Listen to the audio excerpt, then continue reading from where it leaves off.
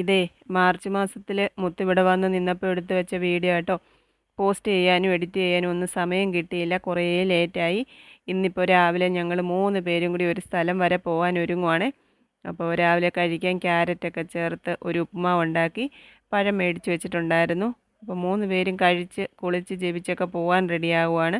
മോനുകുട്ടൻ്റെ ആവശ്യത്തിനാണ് പോകാൻ തുടങ്ങുന്നത്.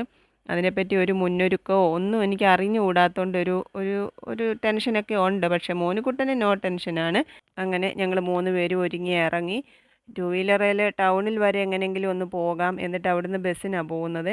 ബസ് യാത്രയൊക്കെ ഇപ്പം വളരെ ബുദ്ധിമുട്ടാണ്. ഒന്നാമത്തെ കാര്യം ബാലൻസ് ചെയ്ത് നിൽക്കാൻ പ്രയാസമാണ്.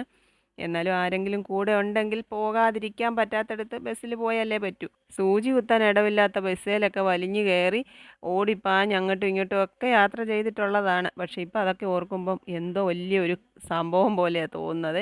അങ്ങനെ നമ്മൾ ടൗണിൽ വന്ന് ടു വീലർ ഫാർമസിയുടെ അവിടെ പാർക്ക് ചെയ്തു. പിന്നെ അവിടുന്ന് ബസ് കയറി സ്റ്റാൻഡിൽ വന്നു. സ്റ്റാൻഡിൽ നിന്ന് ബസ് പിടിച്ച് നമ്മളിതാ ഇങ്ങോട്ട് പോവുകയാണ്. കുമ്പഴയ്ക്കാണ് പോകുന്നത്. അവിടെ ഈ സ്കൂളിലേക്കാണ് വന്നത്.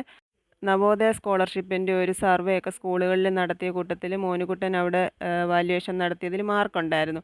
അപ്പോൾ അതിൻ്റെ വീണ്ടും ഒരു ഇൻ്റർവ്യൂ പോലെ ഇവിടെ വിളിച്ചതാണ്.